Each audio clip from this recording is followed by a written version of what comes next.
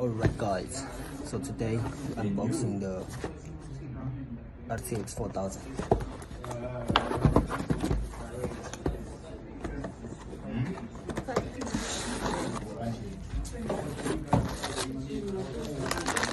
This is a graphics card.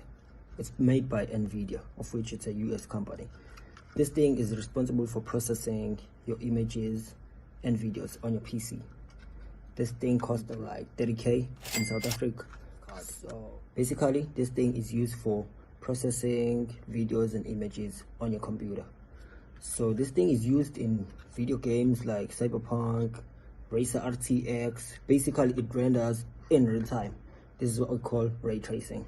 It's also used in graphics, simulation, editing, but for the most part it's also used in computer research for like making models and machine learning, your AI.